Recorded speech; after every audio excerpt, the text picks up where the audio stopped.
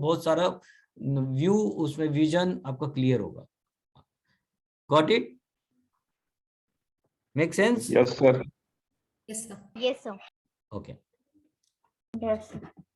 तो मैं किसी मेरे स्टूडेंट को ये नहीं बोलता हूँ कि मैं ट्रेड दे रहा हूँ, आप उसमें ट्रेड करते रहो। I don't want someone rely on me. I want कि सब कोई अपना अपना मतलब अपने पैरों पे खुद खड़े हो, यही मेरी सबकी चाहत रहती है।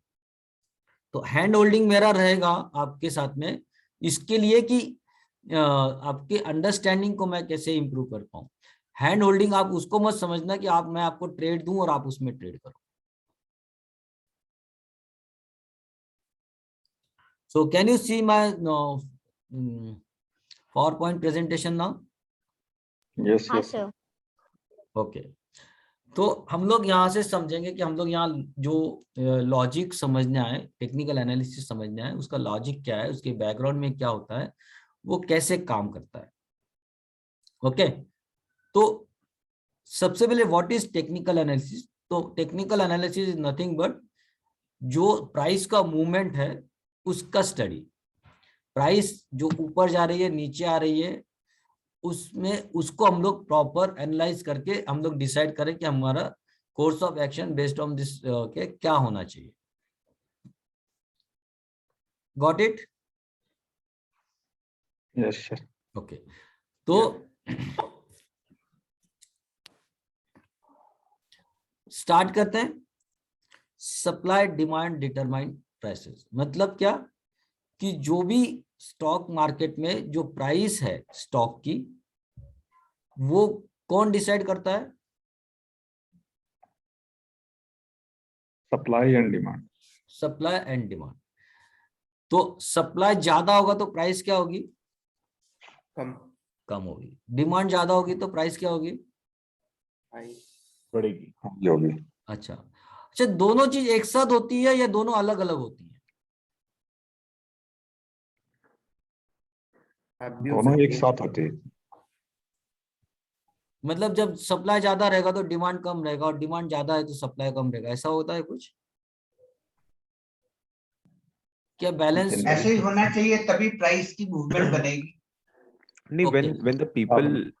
when people will come to a common price, that is a price. That is price. There is a लेकिन market. जो डिमांड है और सप्लाई, ये दोनों को बैलेंस करके चलते हैं या इम्बैलेंस रहते हैं? वो बैलेंस रहेगा। नहीं, वो अनबैलेंस बैलेंस में भी प्राइस रहता है और स्टैग्नेट बैलेंस भी रहता है। बैलेंस रहता है तो उसको उसी पे मार्केट डिपेंड करता है। अगर बैलेंस रहेगा तो प्राइस स्टैग्नेट कर जाएगा। Yes, correct, perfect. बैलेंस अगर है अनबैलेंस होगा तो फिर फ्लक्चुएट करेगा। तभी फ्लक्चुएट करेगा। परफेक्ट। आप समझ में आ रहा है ना आपको कि प्राइस Yes. और डिमांड और सप्लाई जब अनबैलेंस होगा तभी प्राइस में मूवमेंट होगा। यस, जब सप्लाई और डिमांड बैलेंस नहीं होगा, बैलेंस्ड होगा, तो प्राइस का मूवमेंट मिनिमम रहेगा। करेक्ट? ये फर्स्ट चीज है अंडरस्टैंड करने की कि हम लोग ये समझे कि प्राइस का मूवमेंट कब होने वाला है और क्यों होने वाला है। तो सप्लाई और डिमांड के कुछ एग्जांपल्स हम लोग लेते हैं कि हम लोग मार्केट को हमारे रोजमर्रा की जिंदगी में, हमारे डेली रूटीन लाइफ में सप्लाई और डिमांड हमको कैसे इफेक्ट करते हैं apart from the stock market. पहले हम लोग उसको समझने की कोशिश करते हैं, ठीक है? तो कोई ऐसी कमोडिटी जो सप्लाई की वजह से, जिसमें प्राइस में बहुत फ्लक्चुएशन होता है सप्लाई की वजह से, can you anyone tell something कि जिसका सप्लाई कम ज्यादा हो जाता है उसके वजह से प्राइस में कम ज्यादा होता नहीं मार्केट में सब्जी में ओनियन ले लीजिए सर, ये तो उस पे Perfect. बहुत परफेक्ट एग्जांपल ओनियन। क्योंकि ओनियन जनरली हम लोग पूरे साल भर खाते हैं, वो सीजनल नहीं है, हर चीज में जरूरत पड़ती है। लेकिन उसकी पैदाइशी सीजनल है, लेकिन आप वो अवेलेबल आपको पूरे समय तक रहता है। और वो अवेलेबल क्यों रहता है? क्योंकि उसको हम लोग मतलब स्टोर कर सकते हैं। लेकिन डिपेंड करता है कि अगर आपका प्रोडक्शन बहुत ज्यादा हो गया और उसकी जो स्टोरेज कैपेसिटी जो है वो हमारी उससे भी बहुत ज्यादा है, तो हम फिर वो जो ज्यादा है वो क्या कर सकते हैं, उनको जल्द से जल्द उसको डिस्पोज करना जरूरी है, क्योंकि फिर वो खराब हो सकता है। करेक्ट है? तो जब प्रोडक्शन बहुत ज्यादा हो गया और कैपेसिटी, जो स्टोरेज कैपेसिटी है अभी उससे भी ज्यादा बचा है, तो किसानों के पास में उसको जितने रेट पे आएगा उतने रेट पे निकालने के अलावा कोई ऑप्शन नहीं रहता है। तो वहां सप्लाई बहुत ज्यादा हो जाता है, तो प्राइस अचानक से बहुत गिर जाती है। करेक्ट है? फिर ओवर द पीरियड क्या होता है कि जब ये सप्लाई खत्म हो जाता है, जो स्टोरेज के बहुत अलावा है वो धीरे धीरे खत्म होता है, और फिर हमको जो साल भर जो ओनियन मिलता है वो स्टोरेज वाला रहता है, जो कोल्ड स्टोरेज में स्टोर किया रहता है। और फिर वो जैसे जैसे खत्म होने लगता है, मतलब क्या कम हो रहा है? सप्लाई कम हो रहा है। करेक्ट है? अभी सप्लाई धीरे धीरे क्या हो रहा है? कम होना शुरू होता है, तो आपकी प्याज का रेट बढ़ना शुरू हो जाता है। अंडरस्टैंड? और फिर वो उस समय तक चरम सीमा पर पहुंच जाता है कि जब आपका, कि अगर प्याज का प्रोडक्शन किसी साल कम हुआ है तो शुरू में तो सप्लाई नॉर्मल रहता है, लेकिन अंत में जब स्टोरेज वाला प्याज एकदम खत्म होने लगता है, तब वहां डिमांड जो है, वो डिमांड क्या है? डिमांड स्टैग्नेंट है। डिमांड बढ़ती है क्या वहां? हमारी प्याज की डिमांड बढ़ती नहीं है। हमारी प्याज की डिमांड कितना है पूरे साल भर? क्या है? वो स्टैग्नेंट है ना? उसमें कम ज्यादा होने का ज्यादा कोई स्कोप नहीं रहता है। सिर्फ सप्लाई कम होता है या ज्यादा होता है, वो डिसाइड करता है कि प्राइस कम या ज्यादा रहेगी। अंडरस्टैंड? यस। ओके। अब कोई ऐसी चीज बताओ कि सप्लाई तो फिक्स होता है, लेकिन डिमांड के वजह से उसमें प्राइस कम ज्यादा होती है। देखो, सबको पार्ट लेना है, प्लीज डोंट, ऐसा है ना, यहाँ दर्शक बन के मत बैठो। यहाँ जो पार्टिसिपेट करेगा ना, वो ही बाद में ज्यादा अच्छा करेगा।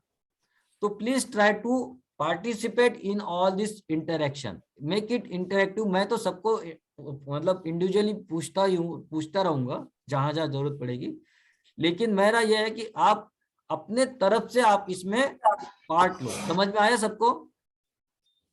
Yes sir. Everyone understood? There is proper Yes, sir. Perfectly? हाँ, सबको पार्ट लेना है, ठीक है? तो डिमांड के बाद में जो ऐसी कोई चीज है जो डिमांड बढ़ जाती है तो उसका प्राइस बढ़ जाता है, डिमांड कम तो प्राइस कम, सप्लाई ऑलमोस्ट सेम रहता है। So, for example, crude oil during the month of December in European countries, हाँ, because the energy requirement sir is high. Bitcoin भी हो सकता है सर, बिटकॉइन? नहीं, बिटकॉइन नहीं हो सकता। लाइक सर मेडिसिन हो सकता है, जैसे कोरोना के टाइम पे बहुत सी मेडिसिन ऐसी थी जो Very मिलती good. नहीं थी कहीं पे। परफेक्ट। मतलब हम डिमांड लोग ने ये देखा कि रेमडेसिविर जब अचानक से डिमांड आ गई, और सप्लाई तो उसका फिक्स ही है, और डिमांड इतनी ज्यादा बढ़ गई कि 4,000 वाली चीज 40,000 में भी लोगों ने परचेज की। करेक्ट है? राइट। तो इट इज हाँ, sir. Totally demand drive, it is a driven by demand.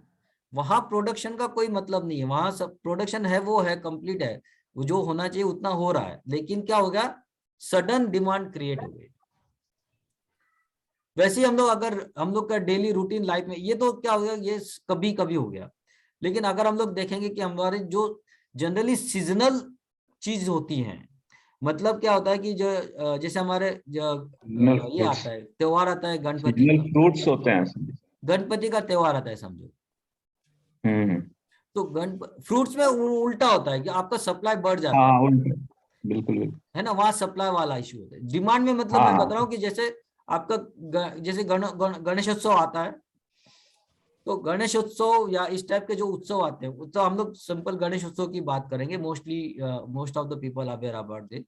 तो उस समय हमारे यहाँ क्या आता है कि जैसे जिस दिन गणेश, सबके घर में जनरली घर घर में गणपति की मूर्ति का, या जहाँ काली नवरात्रि होती है वहां काली का, या ऐसे जो वहां क्या होता है कि जिस दिन मूर्ति की स्थापना होने वाली है उसके 1 से 1.5 महीने पहले तक मूर्ति मार्केट में आ जाती है। करेक्ट है? यस। तो वो जब मार्केट में मूर्ति आ जाती है तो वो सप्लाई पूरा हो गया, मतलब व्हाटएवर द सप्लाई जो उसके लिए जनरली पिछले 4-5-6 महीने से वो लोग तैयारी करते हैं और वो उनको पता होता है कि कितनी जनरल डिमांड होती है और वो डिमांड के हिसाब से वो लोग अपना प्रोडक्शन करके मार्केट में सप्लाई कर देते हैं। वंस इट इज सप्लाइड, फिर वहां वापस से कोई ऐसा नहीं होता कि और भेज दो वाला हिसाब नहीं। जिसको मालूम रहता है कि मेरे को इतने साल में इतनी मूर्ति बेचनी है, वो अपने हिसाब से ऑर्डर देता है और फिर उसको 1.5-2 महीने में खत्म करना होता है। M I right? हाँ तो सर। क्या होता है कि शुरू में आप जाएंगे, 1 महीने पहले तक जाएंगे, 1.5 महीने पहले तक जाएंगे, तो वहां आपको मूर्ति की प्राइस कम मिलेगी या ज्यादा मिलेगी? कम मिलता कम कम मिलेगी। मिलेगी, है ना। वहां उस समय मूर्ति की प्राइस कम रहेगी क्योंकि अभी तक डिमांड क्रिएट नहीं हुई है। डिमांड क्रिएट होना क्या हुआ है? शुरुआत हुआ है। अब लोगों को मालूम है अभी से लेके रख लेंगे तो थोड़ा सस्ता मिल जाएगा तो वो ले लेंगे। तो कोई लोग रहेंगे जो लास्ट मोमेंट तक भी बोलेंगे भैया हम तो उसी दिन जाके लेंगे, ऐसे लोग रहेंगे, बराबर है ना। उनको कम मिले, उनका उनके लिए रेट क्या होगा? ज्यादा ज्यादा ज्यादा रहेगा। होगा।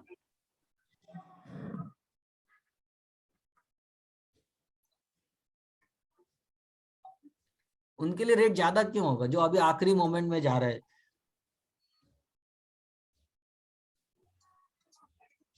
सर सप्लाई कम रहेगी उस टाइम पे।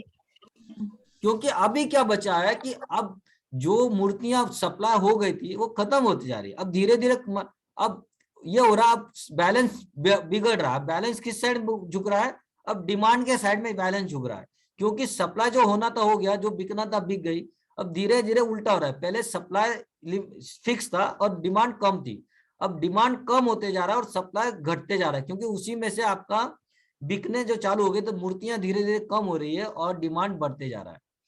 तो आपका बेसिकली डिमांड मतलब ड्राइव कौन कर रहा है? डिमांड। तो जैसे जैसे डिमांड बढ़ते जाएगी, जैसे जैसे मूर्ति स्थापना का दिन पास में आते जाएगा, वैसे वैसे डिमांड में इंक्रीमेंट होगा, इंक्रीज होगा और वहां वैसे वैसे प्राइस बढ़ते जाएगी।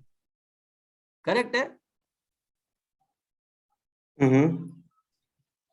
तो ये हो गया डिमांड साइड जो प्राइस तय करता है। सप्लाई साइड हम लोग ने देखा ओनियन, डिमांड साइड हम लोग ने देखा कि जो सीजनल त्योहार आते हैं उसमें कई बार आपको इस टाइप से चीजों का रेट बढ़ते हुए दिखेगा जैसे जैसे एक, लेकिन वही डिमांड खत्म हो जाएगी जैसे ही मूर्ति स्थापना का दिन खत्म होगा। अब वहां कोई खरीदने वाला रहेगा क्या?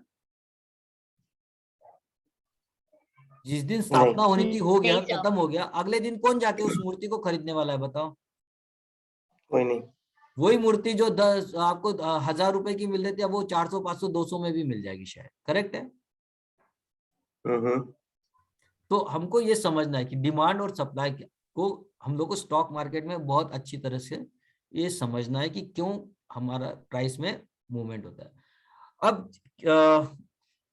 मुझे अभी हम लोग ने किसी ने ये कहा था कि जो क्रूड का प्राइस है वो जनरली उसकी प्राइस दिसंबर में वहाँ डिमांड बढ़ती है तो उसका प्राइस बढ़ जाता है। बट जनरली ये थोड़ा सा क्रूड के साथ में थोड़ा सा डिफरेंट गेम होता है। क्रूड के प्राइस को भी हमको समझना है क्योंकि क्रूड के प्राइस हमारे मार्केट के लिए बहुत इंपॉर्टेंट है। क्या होता है, क्रूड के प्राइस बढ़ने से हमारा मार्केट बढ़ता है या गिरता है?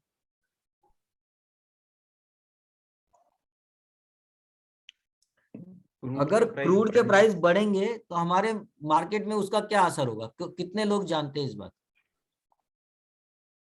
सर मार्केट तो प्राइस बढ़ जाता है। हाँ क्या क्या? It should be positive correlation logically. देखो हमारे लिए ये है ना निगेटिव कोरिलेशन है क्योंकि क्रूड हमको क्या करना पड़ता है? We import crude 80% of our requirement.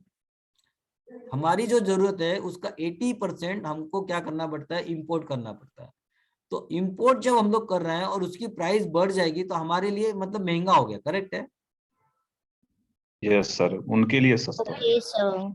दूसरे के लिए हाँ, वो जो बेच रहा है उसके लिए सस्ता है, उसके लिए पॉजिटिव है, लेकिन हमारे लिए वो निगेटिव है क्योंकि हम और क्रूड जो है वो it is not just for वो कि सिर्फ पेट्रोल डीजल गाड़ी चलाने के लिए नहीं है, उससे पूरा इकोनॉमी ड्राइव करता है। It is useful in industrial purpose बहुत सारे मतलब एनर्जी में क्रूड यूज होता है, इंडस्ट्री में यूज होता है और ट्रांसपोर्टेशन में यूज होता है। और ये तीनों चीज अगर महंगी होंगी तो हमारे सीधा हमारा असर उस पे किस पे पड़ेगा, इन्फ्लेशन पे पड़ेगा। और इन्फ्लेशन की वजह से इकोनॉमी में एक नेगेटिव आपका ये क्रिएट होता है और उसके वजह से मार्केट में भी, अगर इकोनॉमी नेगेटिव हो जाएगी तो मार्केट भी नेगेटिव होगा। तो इसका कोरिलेशन क्या है, उल्टा है। समझ में आया सबको? Hello, everyone got it? Yeah. Yes, sir. Yes, sir. Okay. And just to या know, sir, अगर crude oil बढ़ता है तो HPCL, BPCL would positively react or? हाँ, तो क्रूड को अगर हम लोग और तरीके से समझेंगे तो क्रूड में दो टाइप के बिजनेस होते हैं हम इंडिया में। मतलब एक होता है प्रोडक्शन, एक होता है सप्लाई। सप्लाई का मतलब जो हम लोग मार्केटिंग कंपनी जो बोलते हैं, जैसे HPCL, BPCL और IOC, ये क्या है, दे आर मार्केटिंग कंपनी। तो मार्केटिंग कंपनी को क्या होता था पहले, आपको मैं बताऊं कि इससे पहले बहुत फर्क पड़ता था। जब तक प्राइस कंट्रोल होती थी गवर्नमेंट से, अभी 90% नहीं होती है, 10% होती है अभी भी। 10% तब होती है जब कहीं किसी स्टेट में चुनाव होता है या कहीं ये चुनाव वगैरह होते रहते हैं, तब गवर्नमेंट उसको प्राइस को बढ़ने से रोक देती है। अदरवाइज जनरली मार्केट ठीक तय करता है प्राइस का कि पेट्रोल डीजल का प्राइस क्या होना चाहिए। ओके, तो पहले क्या होता था कि क्योंकि इन सारी कंपनियों को प्राइस कंट्रोल होता था, तो इनको ये बेसिकली क्या मिलता था कि गवर्नमेंट के तरफ से जो अगर प्राइस फ्लक्चुएशन होता था तो उनको उसकी भरपाई मिलती थी। लेकिन वो भरपाई फाइनली क्या होता थी, कम ज्यादा होती। तो जब भी प्राइस बढ़ता था तो इनके ऊपर प्रेशर आता था और इसलिए इनके दाम गिर जाते थे। ऑयल का प्राइस बढ़ने से BPCL, IOC या HPCL जैसी मार्केटिंग कंपनियों के दाम उस समय मतलब उनके स्टॉक के दाम गिरते थे, क्योंकि उनको उसमें नुकसान होने वाला रहता था। क्योंकि उनका इतना तो जब प्राइस बढ़ते थे तो इनको इमीडिएट बढ़ाने की परमिशन नहीं मिलती थी, तो इनके प्रॉफिट पे उसका असर आता था। क्योंकि अभी उतना फर्क नहीं पड़ता है और इनका जैसे ही वहां मार्केट में बढ़ते हैं, यहाँ इन लोग की भी अपने दाम बढ़ा देते हैं, तो इसलिए इनके इसमें ज्यादा फर्क नहीं पड़ता। इनकी प्रॉफिटेबिलिटी अगर हम लोग पिछले 1 साल में देखेंगे तो इन लोग ने अच्छी प्रॉफिटेबिलिटी इनकी आई है और मार्केट बढ़ा, ऑयल प्राइस भी हम लोग ने बढ़ते हुए देखे हैं। तो मेरा अपना ये सोच है कि अभी जो है ऑयल की प्राइस बढ़ने से इनमें ज्यादा फर्क, इनको फायदा ही होता है, नुकसान नहीं होता है।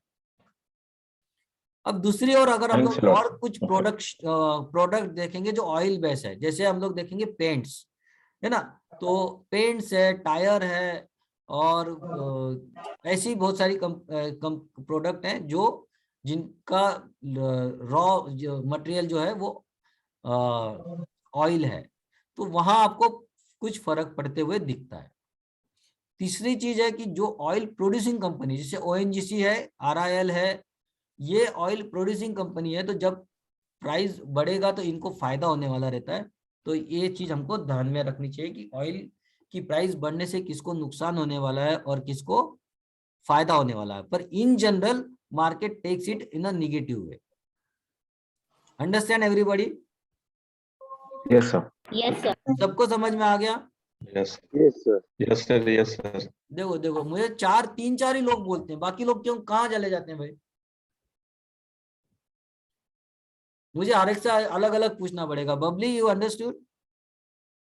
Yes, sir. और Vinod ji? Yes sir, yes. Okay, तो सबको समझ में आ गया ना?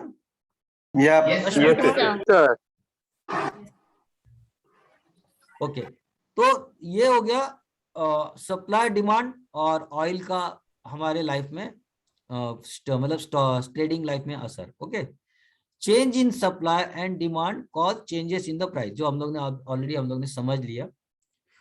और prices can be projected, prices मतलब स्टॉक प्राइसेस की बात मैं कर रहा हूं यहाँ तक, can be projected with the charts and other technical tools.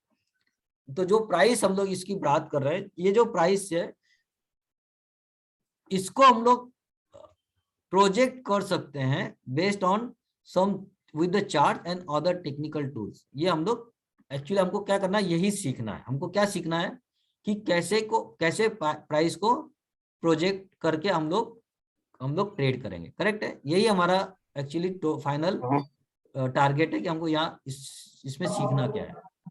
Correct है, okay. Yes sir, yes sir. assumptions of technical analysis। assumption क्या है? Human behavior is often erratic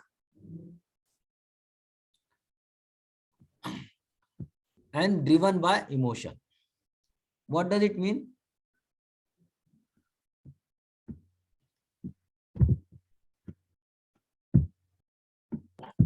क्या मतलब हुआ इसका? इमोशन ड्रिवन है। ये जो And मार्केट में जो you भी cannot price, guess how the हाँ Sorry. Please continue. no, so we cannot it's all driven by emotion. For example, कल किसी की हत्या हो गई तो it would be driven by emotion, fear, हाँ हाँ or otherwise drone strike हो, for example। करेक्ट। तो हम अगर जब भी जो ह्यूमन बिहेवियर है वो हमारा जो जो टेक्निक हम लोग इसमें बात कर रहे हैं, स्टॉक मार्केट के हिसाब से बात करेंगे, तो जो आदमी का बिहेवियर है, जो ट्रेडर का बिहेवियर है, वो काफी टाइम एक्चुअली इरेटिक होता है। और वो इरेटिक इसलिए क्योंकि उसमें इमोशंस होते हैं। तो मैं यहाँ इसकी चर्चा क्यों कर रहा हूँ, क्योंकि जब प्राइस की बात हम लोग करते हैं, तो प्राइस में दो चीज होती है। किसी भी चीज की प्राइस में दो चीज होती हैं। मैं आपको बताता हूं, कितने लोगों ने रोड साइड शॉपिंग की है जहां हम लोग बहुत सारा बार्गेनिंग करते हैं? किया है मैंने। सबने किया होगा सबने कभी किया कभी, करेक्ट है? Yes sir. हाँ, तो देखो हम लोग क्या है, उसमें दो चीज होती है।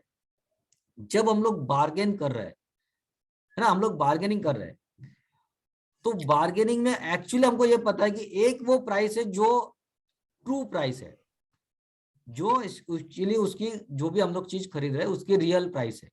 करेक्ट है, जिसको हम लोग बोलेंगे इंट्रिंसिक वैल्यू। क्या बोलेंगे? Intrinsic value. पर एक्चुअली ये किसी को भी नहीं पता है कि वो इंट्रिंसिक वैल्यू कितनी है।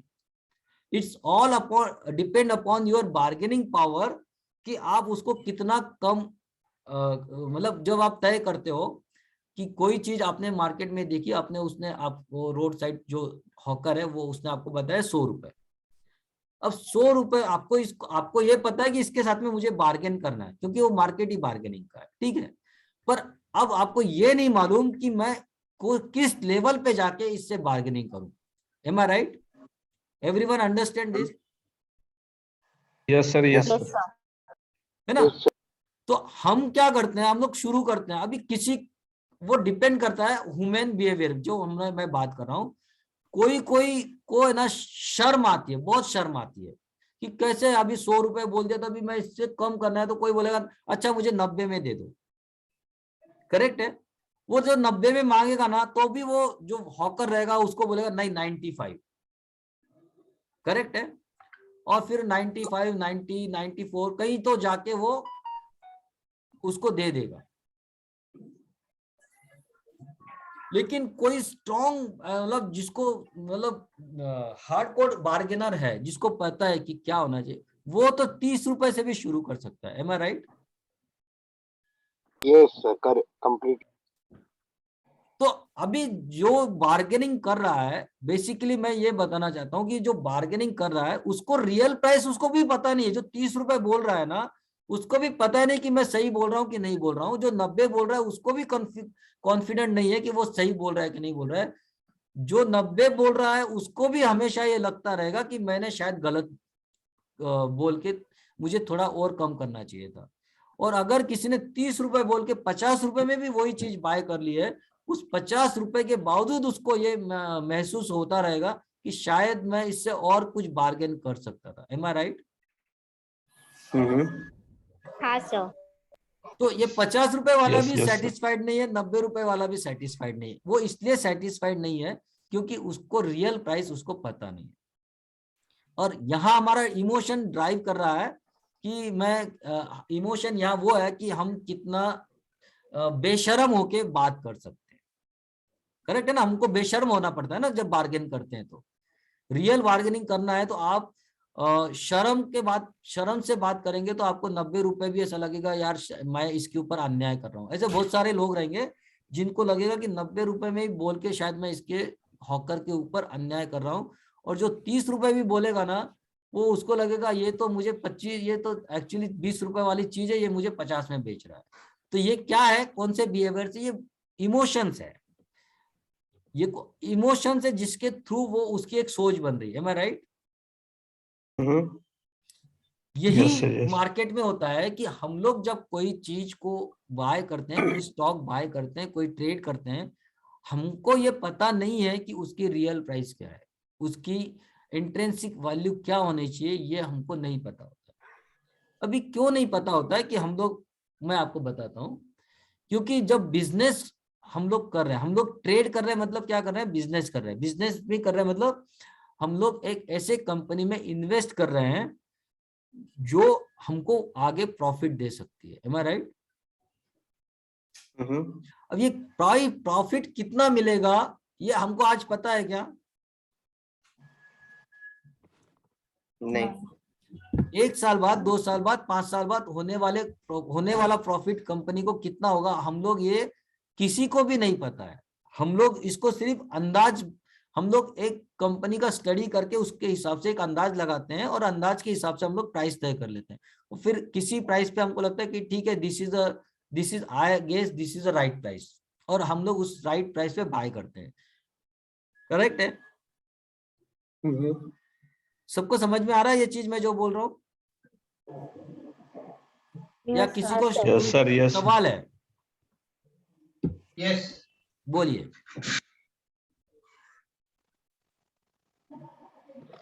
समझ में आ गया या सवाल है? It is clear. समझ में आ गया। ठीक ठीक, ओके। तो जब हम लोग मार्केट में कोई भी चीज को परचेस करते हैं, वहां भी हम लोग एक, हमारा इमोशन हमको ड्राइव करता है, और हम लोग उस समय जो डिसीजन लेते हैं वो कई बार इलॉजिकल होते हैं। ओके, उसमें कोई लॉजिक नहीं होता है। मतलब प्राइस के हिसाब से मैं बात कर रहा हूँ। हम लोग ट्रेड करेंगे उसके पीछे लॉजिक होगा, लेकिन प्राइस का लॉजिक नहीं होगा। अंडरस्टैंड? ओके। तो हम हमेशा यह याद रखेंगे कि हमारा जो प्राइस है वो एक्चुअली जो प्राइस है वो है, उसमें हम लोग को कोई डिबेट नहीं करना है। हमको पसंद आता है तो हम लोग उसमें बाय करेंगे, हम लोग को पसंद नहीं आता है तो हम लोग उसमें बाय नहीं करेंगे। अभी कल ही मेरी एक स्टूडेंट है, actually she has done her course last year, and वो जब आई थी तभी उसको कुछ भी, मतलब मार्केट का एम भी नहीं पता था, कुछ भी नहीं, मतलब absolutely clean sheet, clean slate, और now she is doing fantastic. तो हम लोग ने बीच में लवेबल्स करके जो एक स्टॉक है उसमें काफी ट्रेड किया, काफी अच्छा पैसा कमाया उसमें हम लोग। तो हम लोग के ट्रेड का कई बार जो ग्रुप में लोग रहते हैं उनके ट्रेड काफी सेम रहते हैं, क्योंकि हम लोग का बेस सेम है। तो कई बार हम लोग के ट्रेड भी, मैंने भी उसमें ट्रेड किया, हमारे बहुत सारे लोगों ने ट्रेड किया उसमें। तो उसके एक कोई पहचान वाले हैं, उसको उसने वो ट्रेड बताया, तो वो आदमी ने उसको बोला, अरे ये तो बहुत बेकार कंपनी है, ये इसमें कोई नहीं है, दम नहीं है, ये फायदा, ये नुकसान कर रही है, नुकसान कर रही है, क्या कर रही है? तो वो बोली ठीक है भाई, आपको उसमें नुकसान दिख रहा है, वो दिख रहा है, मुझे तो यहाँ मैं ट्रेडिंग कर रही हूँ, मुझे ट्रेडिंग में मुझे फायदा हो रहा है, दैट्स ऑल। मुझे उससे क्या लेना था ना कि उससे क्या हो रहा है। भाई तुम्हारी, या तो तुम्हारी जानकारी गलत है, करेक्ट है। मुझे तो स्टॉक मार्केट में तो पैसा बन रहा है मेरा बाय करके। तो ये क्या है कि हमको राइट प्राइस नहीं मालूम पड़ेगी। राइट प्राइस क्या है कई बार हमको नहीं पता है, हमको उससे कई बार हमको उससे लेना देना भी नहीं। हम लोग राइट प्राइस कब हमारे काम की है, हम कैसे उसको ढूंढेंगे, और as a trader, as a investor, ये दोनों चीजें में क्या डिफरेंस है वो हम लोग आगे धीरे धीरे हम लोग को सब समझ में आएगा। ठीक है, देन नेक्स्ट चीज है market trends and patterns reflect irrational human behaviour. तो ये जो बिहेवियर है वही हम लोग के उसके प्राइस में हमको मालूम पड़ता है। वो एक पर्टिकुलर ट्रेंड होता है, कुछ पैटर्न बनते हैं, उस पैटर्न में ये उसका ह्यूमन बिहेवियर, ये जो इरेटिक नेचर है वो हम लोग को उसमें दिखता है। और यही जो चीज है, ये जो ट्रेंड और पैटर्न्स हैं ये रिपीटेटिव होते हैं। ये क्या होते हैं? रिपीटेटिव होते हैं। और इसी रिपीटेटिव के वजह से, जिसको हम लोग बोलते हैं ना कि हिस्ट्री रिपीट्स इटसेल्फ, कितने लोगों ने ये चीज सुनी है, हिस्ट्री रिपीट्स इटसेल्फ? मुझे नहीं मालूम कि हिस्ट्री में एक्चुअली ऐसी कौन सी चीज है जो रियल लाइफ में हम लोग वापस रिपीट होते हुए देखते हैं, लेकिन स्टॉक मार्केट में हिस्ट्री रिपीट होती रहती है बार बार। Understand? Best example is fashion, you know. क्या क्या? सर लाइक हाँ बोलो। फैशन जैसे पहले लोग है ना, साधु लोग हाँ बड़े बाल करेक्ट रखते करेक्ट थे, करेक्ट। वो ट्रेंड में है। हाँ, दाढ़ी फैशन अपने रिपीट होते रहती है। सर लाइक पैंडेमिक सिचुएशन, हर ऐसा बताया जाता है कि हिस्ट्री में हर 100 इयर्स के बाद एक पैंडेमिक आती है। हाँ हाँ, तो इसको भी सर कह सकते हैं कि हिस्ट्री रिपीट होती है। हाँ। तो हमको उस हिस्ट्री से ज्यादा इम्पोर्टेंट नहीं है। मैं ये बता रहा हूँ कि स्टॉक मार्केट में हिस्ट्री रिपीट होती है, और इस हिस्ट्री रिपीट होती है तो इसीलिए हमको पता चलता है कि पहले ऐसा हुआ था और अब इसलिए ऐसा हो सकता है। वही पैटर्न अभी बन रहा है और मैं एक्सपेक्ट करता हूं कि ये वापस होगा। अंडरस्टैंड? Yes sir. तो ये हमारे लिए इंपॉर्टेंट है कि हम लोग उन ट्रेंड्स को और पैटर्न्स को हम लोग समझेंगे, और बेस्ड ऑन दैट हम लोग यहाँ मतलब उसके हिसाब से हमारा ट्रेड का हमारा डिसीजन होगा। अब मैं सबसे पहले आप लोग को ये बता देना चाहता हूं कि ये जो स्टॉक मार्केट है, ये मार्केट है प्रोबेबिलिटी का। किसका? प्रोबेबिलिटी का मतलब होता है आप कभी गलत रहोगे और कभी सही रहोगे।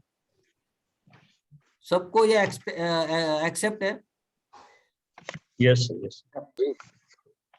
If you are ready to accept this thing कि आप कभी गलत होगे और कभी सही होगे, तभी जाके आप इसमें सक्सेसफुल हो सकते हो। अगर आप अपनी हर गलती को दिल से लगा के बैठोगे और आप अपने सक्सेस को जरूरत से ज्यादा आप उसको मतलब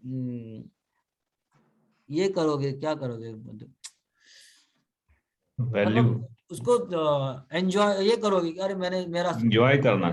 हाँ, तो उसको सेलिब्रेट करना सर। सेलिब्रेट, हाँ सेलिब्रेट वर्ड ही मेरे मुंह में नहीं आ रहा था। तो आपको ना तो आपके सक्सेस को सेलिब्रेट करना है और ना ही आपके फेलियर को लगा के रिग्रेट करना है। हाँ, रिग्रेट भी नहीं होना चाहिए। No regret, no celebration. Yes. Everyone understand this? Yes. हाँ सर। इसमें से कोई क्वेश्चन है तो मुझे अभी बताओ। ये पूरे जो अभी जो मैंने बोला कि सेलिब्रेशन, रिग्रेशन, रिग्रेट और फेलियर और सक्सेस, इसका जो भी मैंने अभी बताया, ये चीज अगर किसी को नहीं समझी है तो अभी पूछे वो मुझे। सर सेलिब्रेशन क्यों नहीं करना चाहिए? हाँ, सेलिब्रेशन क्यों नहीं करना चाहिए? हाँ वो तो कर सकते हैं। नहीं करना चाहिए, और क्यों करना चाहिए वो भी दोनों चीज मैं बताऊंगा। Excess of anything is bad. हाँ, देखो क्या हो ना कि मैं इसलिए बोल रहा हूँ कि हमको यहाँ आप जितना इमोशन लेस रहेंगे स्टॉक मार्केट में, जितना इमोशन लेस रहेंगे उतना आप सक्सेसफुल रहेंगे। First thing understand? हमको यहाँ क्या करना है? इमोशन लेस रहना है। तो आप सेलिब्रेशन भी कर रहे हैं तो आप इमोशन को एक्सप्लोर कर रहे हो, करेक्ट है। आप रिग्रेट भी कर रहे हो तो यहाँ आपका इमोशन ही है, और सेलिब्रेशन में भी आपका इमोशन ही, करेक्ट है। हमको इमोशन से बचना है। Okay sir. ओके, सेकंड चीज हमको ये मैं आपको अभी बताना चाहूंगा, ये बहुत जरूरी चीज है कि हम लोग जब भी सक्सेस हमको मिलने वाला है वो हमारे वजह से नहीं मिलने वाला है, और जो फेलियर हमारा होने वाला है वो भी हमारे अपने वजह से नहीं होने वाला है। ये जिस दिन आपको समझ में आ जाएगा तो आपको ऑटोमेटिक आपका सेलिब्रेशन और रिग्रेट दोनों खत्म हो जाए। सेलिब्रेट आप इसीलिए करोगे ना कि आपको अपनी विजय दिखती है, करेक्ट है। सक्सेस का मतलब आपको लगता है विजय, करेक्ट है। Everyone agree with this. और फेलियर का मतलब, रिग्रेट का मतलब आपको लगता है कि आप फेल हो गए। आप इंडिविजुअल लेवल पे हमको जब सक्सेस और फेलियर हमको लगता है तो हम लोग उसको अकॉर्डिंगली उसको रिफ्लेक्ट करते हैं हमारे बिहेवियर में। तो अगर हम लोग सक्सेस हैं तो हम लोग को लगता है मैं सक्सेसफुल हुआ हूं, मेरी वजह से सक्सेसफुल हूं, तो हमारे नेचर में एक अहम का भाव आता है, ईगो आता है, और ego is the biggest enemy of any trader. तो आप जब सेलिब्रेट करना शुरू कर देंगे कि अरे आज इतना पैसा कमाया, तब ये समझो कि आप अपने इमोशन को अपने ऊपर हावी होने दे रहे हो। दूसरी चीज मैं आपको बता दूं, जिस दिन आपको ये समझेगा, मैंने अभी कहा कि ना तो आप विजय होने वाले हो ना आप फेलियर होने वाले हो। हम लोग एक सिस्टम को समझने जा रहे हैं। अंडरस्टैंड? हम लोग यहाँ क्या सीखने आए? एक सिस्टम समझेंगे, स्टॉक मार्केट कैसे काम करता है, करेक्ट है। Yes sir. और स्टॉक मार्केट के सिस्टम को हम लोग समझेंगे और सिस्टम के बिहेवियर को समझेंगे, उसके हिसाब से हम लोग अपने एक रूल बनाएंगे और उस रूल के हिसाब से हम लोग काम करेंगे। Get it? Yes yes yes sir. Okay. तो जब हम लोग रूल के हिसाब से काम करेंगे तो फेलियर किसका होगा और सक्सेस किसका होगा? आपका या रूल का? सिस्टम का। सिस्टम का, करेक्ट है। जिस सिस्टम के अंतर्गत हम लोग ने रूल बनाया है वो सिस्टम या तो फेल हो रही है या वो सिस्टम सक्सेस हो रही है या सिस्टम फेल हो रही है। तो आप इसको अपने इंडिविजुअल लेवल पे आप मत रखिए कि मैंने इतना पैसा कमाया या मैंने इतना पैसा गंवाया। अंडरस्टैंड? तो जिस दिन आपका इसके ऊपर कंट्रोल हो जाएगा, आपका सक्सेस रेशो बहुत बढ़ जाएगा। अब हम लोग समझते हैं 5 स्टेट ऑफ ट्रेडर्स। मतलब जो मार्केट में लोग काम कर रहे हैं वो किस किस टाइप के लोग हैं, उनका मतलब उनको हम लोग समझने की कोशिश करेंगे। तो पहले टाइप के लोग जो हैं वो लोग हैं जो अनकॉन्शियस इनकॉम्पिटेंस है। इसका क्या मतलब हुआ?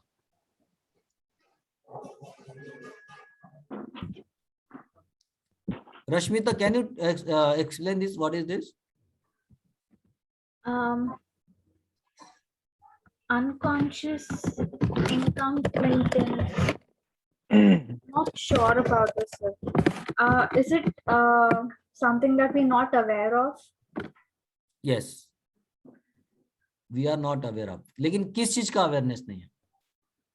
What does you don't know? The fluctuation in market. नहीं, मुझे जस्ट मार्केट का छोड़ दो।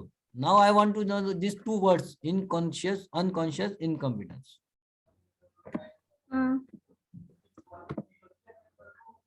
Not being aware of whatever we're doing, we're not aware. yeah, the work we're doing.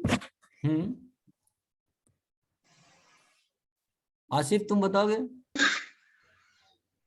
No idea. Vinod ji, आप बताइए। अनकॉन्शियस। मेरे को लग रहा है डिमांड और सप्लाई का जो छोड़ दीजिए अभी फिलहाल। ये 2 वर्ड्स का मतलब के हिसाब से समझाइए सिर्फ। अनकॉन्शियस इन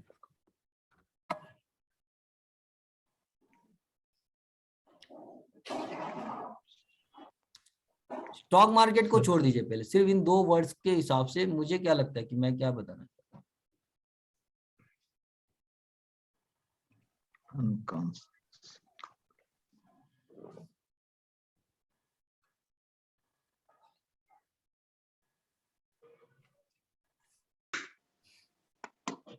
अनूप जी। अनकॉन्शियस इनकॉम्पिटेंस का मुझे ऐसा लग रहा है सर कि जो भी हम मतलब हमारे अंदर जो भी नॉलेज है वो सही नहीं है, मतलब वो करेक्ट नहीं है। जिसकी वजह से हम कुछ गलत डिसीजन या जो भी कर रहे हैं वो एग्जैक्ट सही नहीं कर रहे हैं। वो तो ठीक है, सही है, पर फिर भी वो Awareness पूरा नहीं है। जो मैं ये इन अनकॉन्शियस इनकम्पिटेंस, इस एक्चुअली इसका मतलब है कि मुझे नहीं पता कि मुझे नहीं पता है, मुझे नहीं पता है, यही मुझे नहीं पता है। समझे इस चीज को? I don't know what I don't know. मतलब हम कुछ कर रहे हैं लेकिन कुछ गलत कर रहे हैं, ये इसका अंदाजा ही नहीं मुझे। समझ में आया? और 90% लोग मार्केट में ऐसे ही है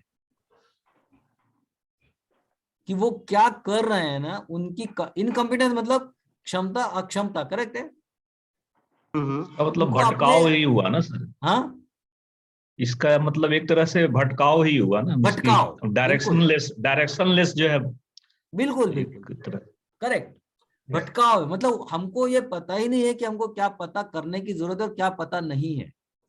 और ऐसे लोग 90% है स्टॉक मार्केट में। Yes. और इसीलिए स्टॉक मार्केट में 95% लोग, इनफैक्ट मोर देन दैट, या आसपास मैं 95 पकड़ के चलता हूं, इतने लोग स्टॉक मार्केट में पैसे गंवाते रहते हैं। और only 5% people make money in stock market. ये सुन के आपको डर लगता है या अच्छा लगता है? कितने लोगों को ये सुन के डर लग रहा है?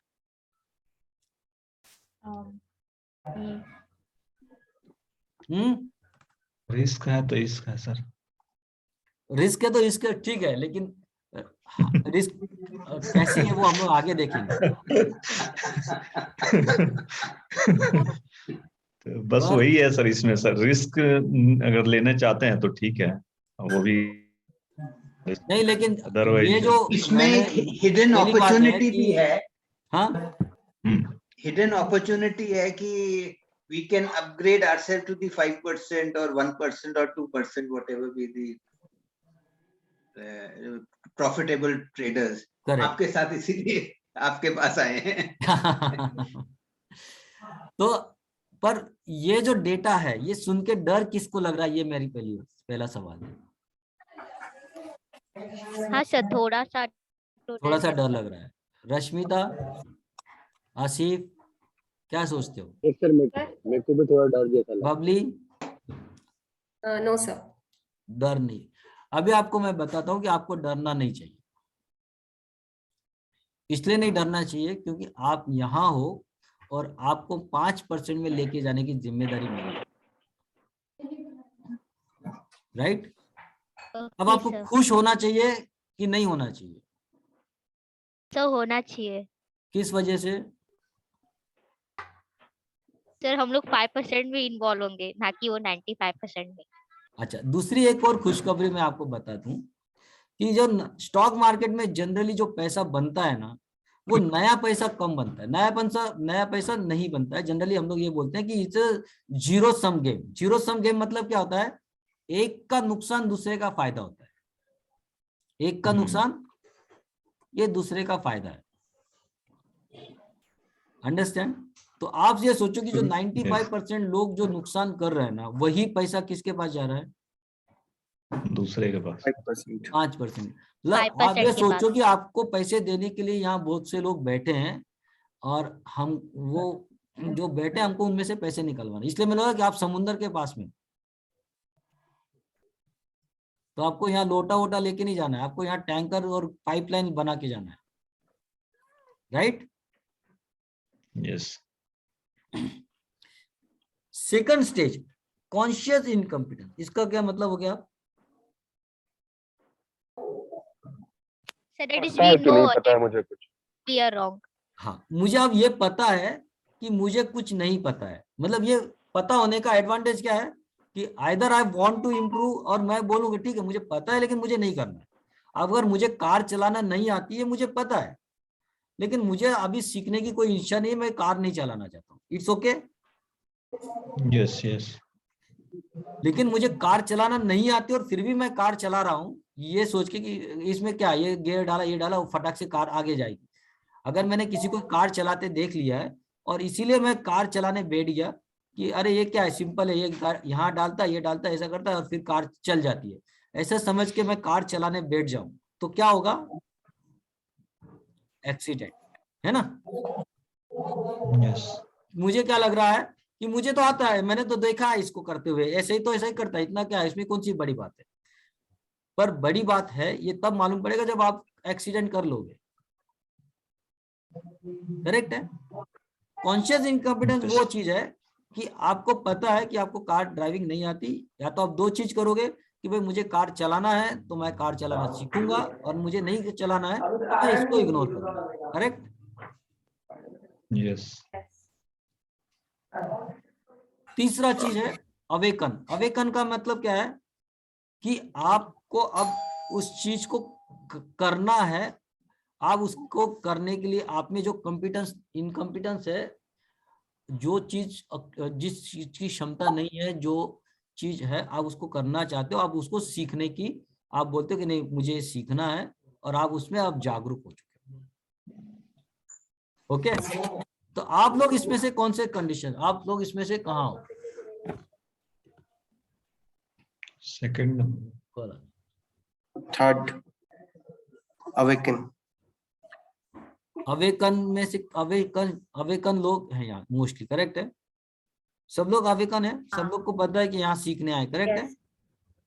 यस हम लोग यहाँ इसीलिए हैं क्योंकि हमको पता है कि हमें कुछ चीज कमी है, लेकिन हम लोग उसके आगे भी बढ़ना चाहते हैं। तो ये हमने तो ये कॉन्शियस इनकॉम्पिटेंसी हो गया ना। हाँ, अब हम लोग कॉन्शियस Second number इनकॉम्पिटेंस क्या होगा वो मैं आपको बताता हूँ। कॉन्शियस इनकॉम्पिटेंस वो जो प्रोसेस होगी जो यहाँ से 1.5 महीना और 1.5 महीने के बाद में और अगले 2-3 साल तक चलती रहेगी। क्या समझा इसमें आपको?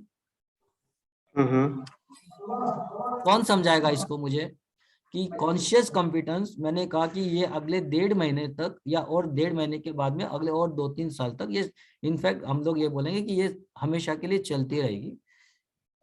इसका क्या मतलब है? नॉलेज गेन करते रहना पड़ता है। अब हम लोग पर्पसली, कॉन्शियस का मतलब क्या है? अब हम लोग ने पहले अवेकन मतलब अब यहाँ तक पहुंच गए, ये अवेकन। अब हम लोग उस कॉम्पिटेंस को Enrich करते रहते हैं improve कर knowledge रहे हैं, that is conscious competence. Yes तो कॉन्शियस कॉम्पिटेंस की प्रोसेस है ये। मैं ये इसलिए समझा रहा हूँ कि आप चीज को, आपको ये सारी चीज समझना है कि हम लोग जिस प्रोसेस में से गुजरने वाले हैं उसको भी इंपॉर्टेंस है। ओके, तो कॉन्शियस कॉम्पिटेंस मतलब क्या होगा कि कई बार क्या होता है कि जैसे ही हम लोग यहाँ पहुंचते हैं हमको एक जल्दबाजी हो जाती है और हमको ऐसा लगने लगता है कि मुझे फटाफट सब कुछ आ जाए, मुझे फटाफट सब कुछ आ जाए, और 1-1.5 महीने में आपको ऐसा लगने लगेगा कि मुझे सब कुछ आता भी है। ये जल्दबाजी है ये समझने की कि मुझे मतलब अब मैंने सब कुछ सीख लिया है। ओके, तो आपको ये समझना चाहिए कि ये जल्दबाजी नहीं करना है, मतलब मोक्ष की इसमें प्राप्ति नहीं रहना हमको कि हमको सब कुछ, गलत फहमी में नहीं रहना है कि हमको सब कुछ आता है या हमने सब कुछ सीख लिया है। अंडरस्टैंड? ये एक प्रोसेस है, लंबी चलने वाली प्रोसेस है। प्रोसेस को मैं स्टार्ट कर रहा हूं और आपको उसको कंटिन्यूस करना है और आपके 1.5 महीने के इस कोर्स के बाद में। ये प्रोसेस में मतलब क्या होता है मैं आपको बताऊं कि ये प्रोसेस क्या है। कार ड्राइविंग कितने लोगों ने सीखी है?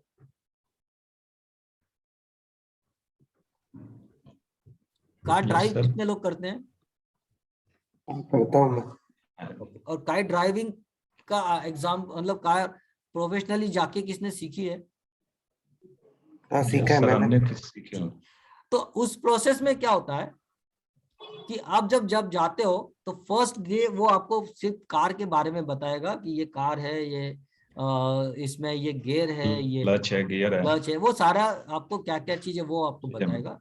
और फिर वो आपको बताएगा कि फर्स्ट स्टेप क्या होती है, इग्निशन आपको ऑन करना है, इग्निशन के समय आपको मतलब क्या क्या प्रोसेस होना चाहिए। फिर आपको जब वो बोलेगा कि क्लच दबाओ और फर्स्ट गियर डालो, करेक्ट है।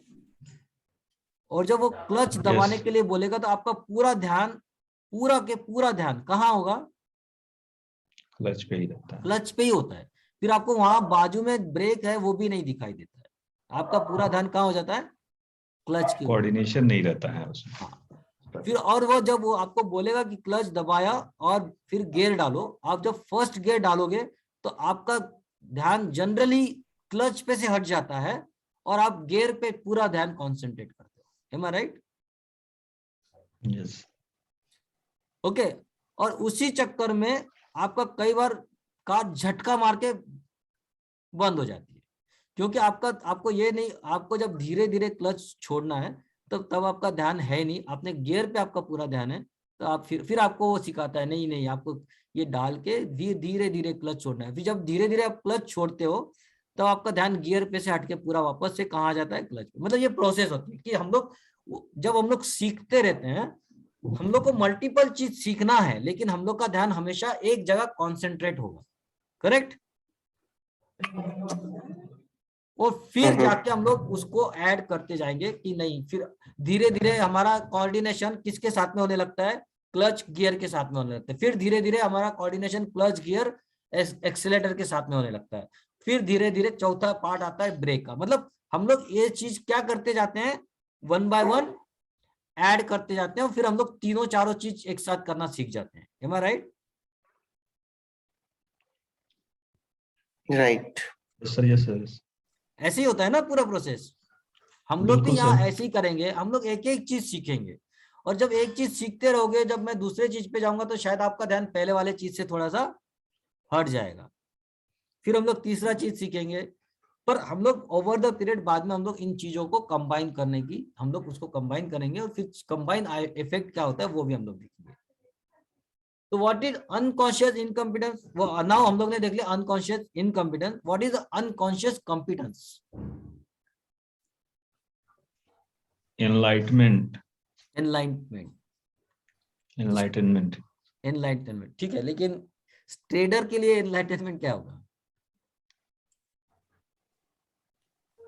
गेस, करेक्ट गेस करना सर। करेक्ट गेस करना, ये तो हम लोग अभी सीखेंगे।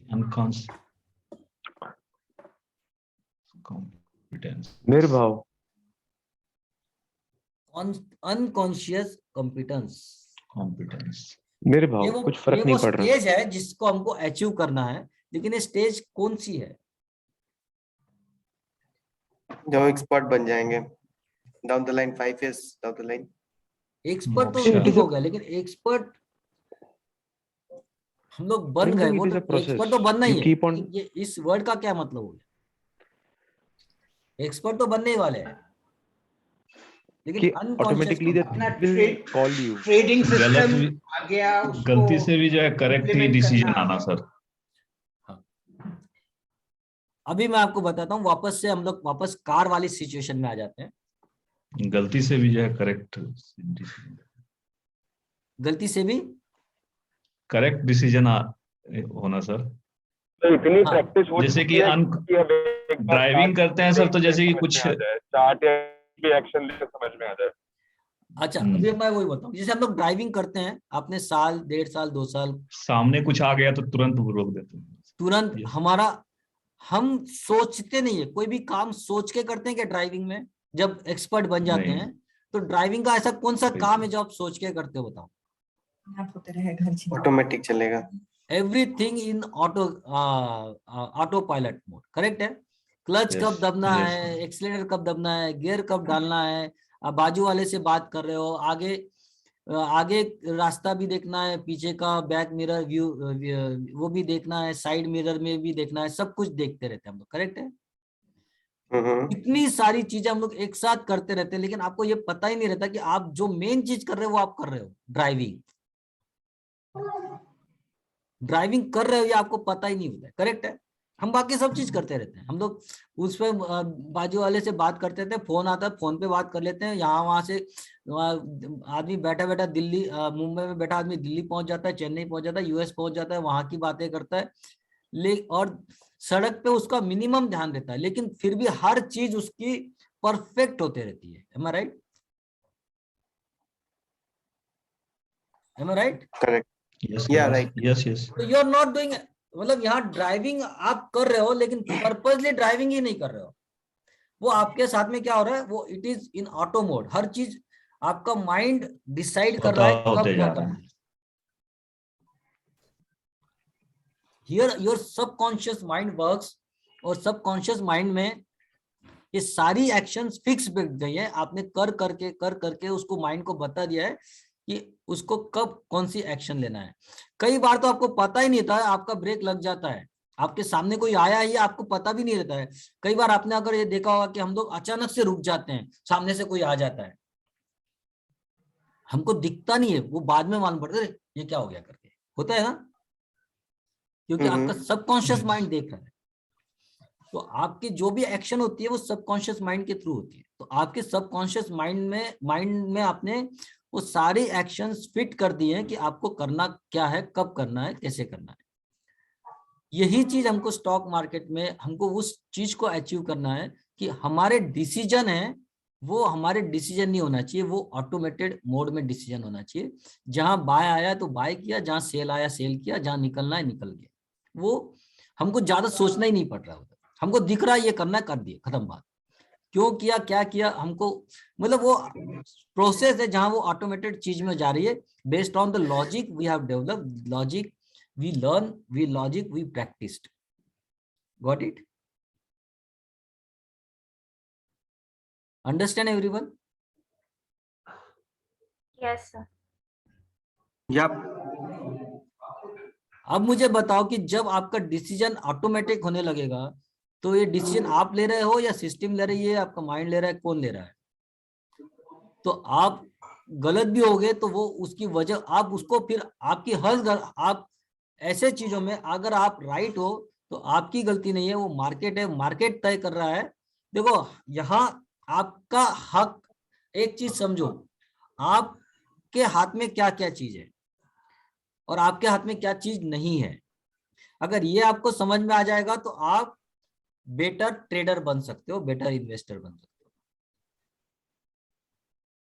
ये हम लोग ये बोलते हैं कि कई लोग बोलते हैं ये जुआ वाला खेल है। ओके, जुआ का मतलब क्या होता है, और मैंने भी कहा कि हम लोग प्रोबेबिलिटी पे काम करते हैं। प्रोबेबिलिटी मतलब 100% प्रोबेबिलिटी क्या होती है, मैं आपको बताता हूँ। 100% प्रोबेबिलिटी होती है कि हमने एक सिक्का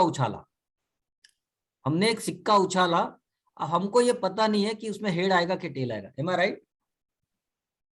Yes, sir. कितने चांसेस हैं हेड के और कितने चांसेस टेल के?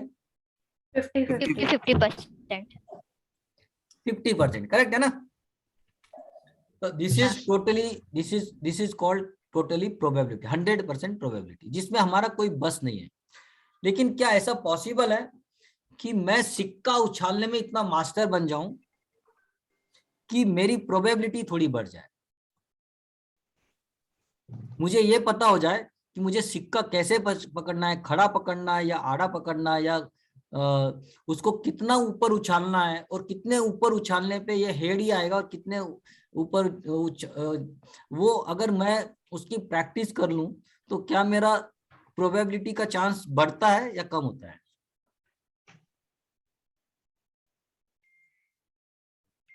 बढ़ जाएगा, बढ़ जाएगा ना? चांसेस, हाँ चांसेस बढ़ जाएंगे सर प्रैक्टिस। मतलब हम लोग क्या कर रहे हैं, हमको पता है कि सिक्का ऊपर से नीचे आएगा तब वो हमारे हाथ में नहीं है कि कहाँ वो हेड देगा या टेल देगा।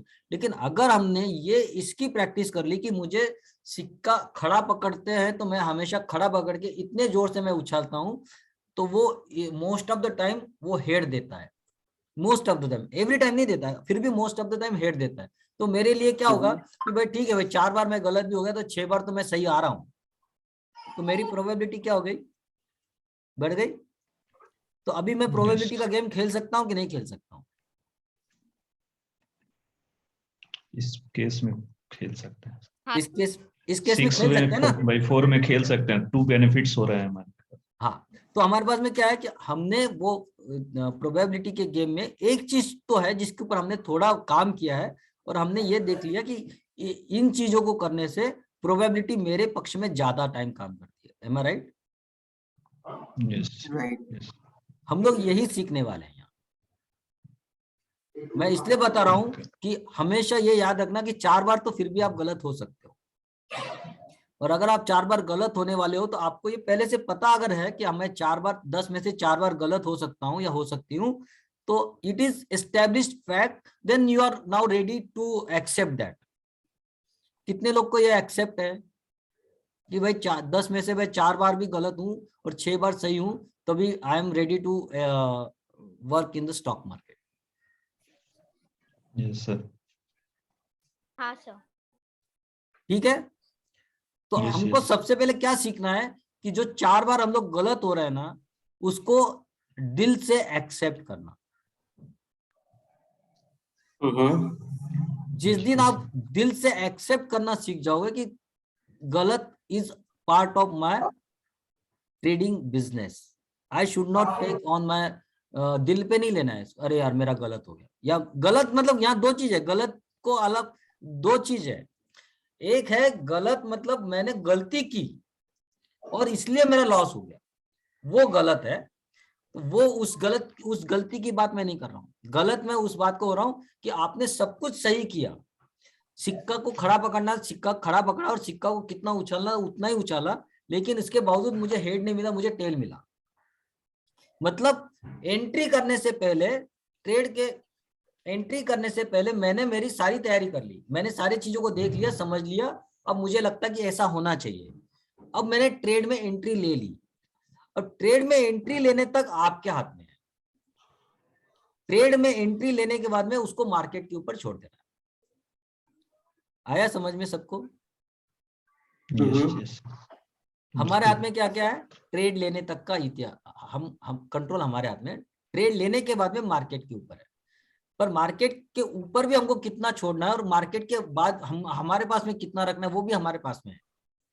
उसमें से 2 चीज है, मार्केट के ऊपर क्या छोड़ना है और हमारे ऊपर फिर भी क्या रखना है। ऐसा कौन सा चीज जो हमको अपने कंट्रोल में रखना है, कौन सा चीज जो मार्केट के ऊपर छोड़ना है?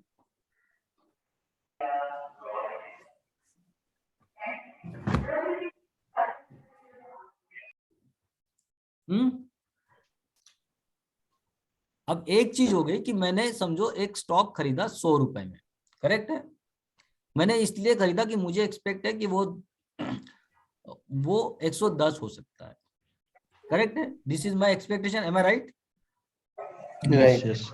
लेकिन मैंने जब 100 रुपए में खरीदा, अब वो 110 जाएगा कि 90 जाएगा, ये कौन डिसाइड करेगा? आप डिसाइड करोगे कि मार्केट डिसाइड करेगा?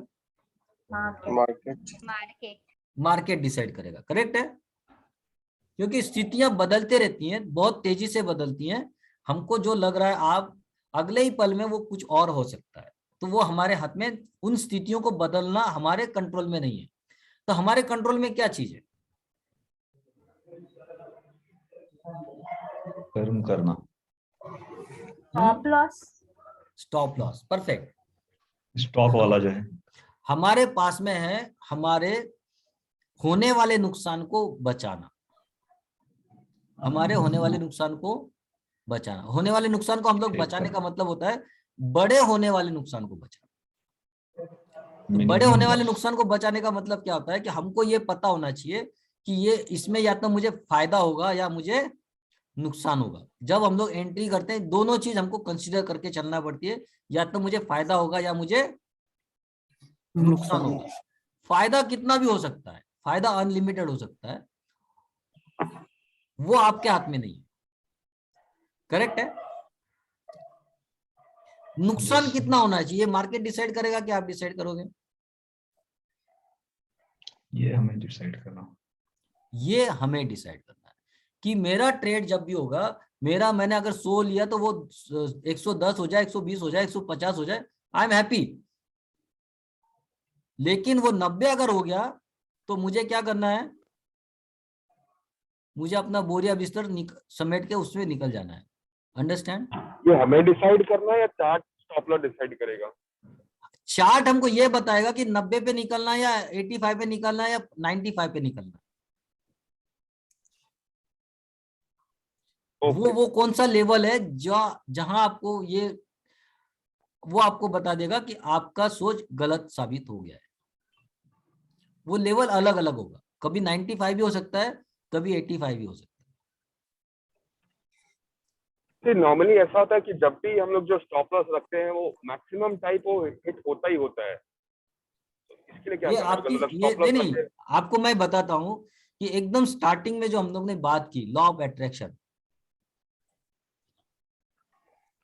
लॉ ऑफ अट्रैक्शन कैसे काम करता है मैं आपको बताता हूँ। क्योंकि हम लोग क्या करते हैं, ये बात हमारे दिमाग में भर दी गई है, आपने अपने मन से, और आपने ये 10 बार सुनी है हर जगह पे, करेक्ट है। अभी जैसे आपने कही और यहाँ 10 लोग हैं, उन 10 लोगों ने ये सुनी कि जब भी मेरा स्टॉप लॉस मैं डालता हूँ मेरा स्टॉप लॉस हिट हो जाता है, करेक्ट है, राइट। ये सोच है आपकी, ये सोच डेवलप हो गई।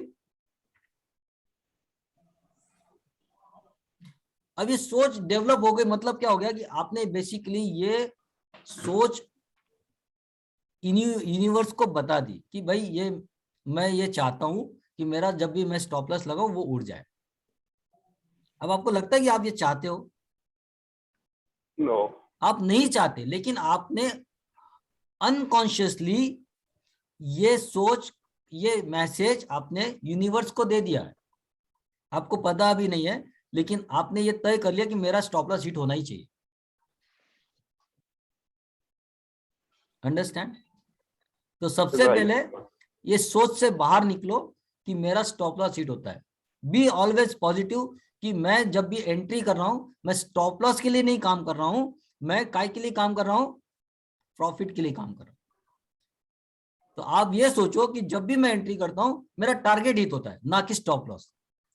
ये आपको बार बार बोलना पड़ेगा, और इसके लिए मैं आपको 1 या 2 सेशन के बाद में एक वीडियो दूंगा जो आपको हर किसी को डेली मतलब वीडियो मतलब ऑडियो है, वो यूट्यूब ऑडियो है, वो आपको हर किसी को रोज सुनना है, ताकि आपके दिमाग में से कुछ निगेटिव फैक्टर्स हैं वो मिट जाए और नए थॉट प्रोसेस आपके माइंड में फिट बैठ जाए। ओके, अच्छा स्टॉप लॉस क्या होता है? वापस एक ये बहुत इंपॉर्टेंट क्वेश्चन है कि स्टॉप लॉस होता क्या है? सपोर्ट लेवल स्टॉप का। वो किस लिए होता है? वो past history, I mean you know last time stock कहां से जाके आई मीन नीचे गया था, so that we can take a support, और रिवर्सल कहां से हो रहा है। हम लोग स्टॉप लॉस क्यों लगाते हैं? Protection for protection against making bigger loss, कि ट्रेड आपका गलत जा रहा है तो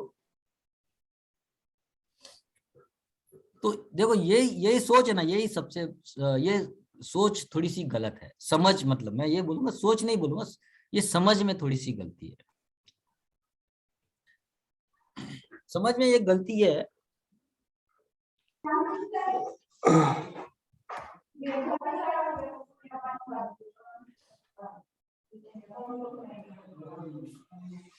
कि अगर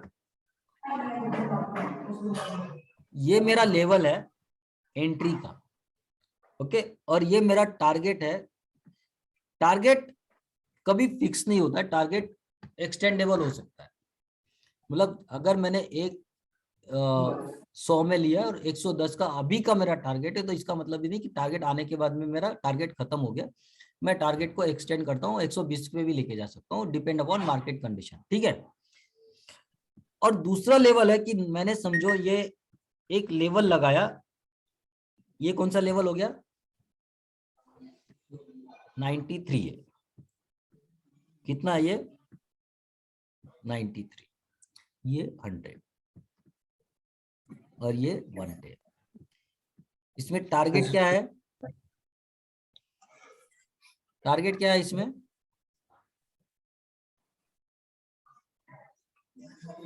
टारगेट क्या है? 110 110। एंट्री क्या है?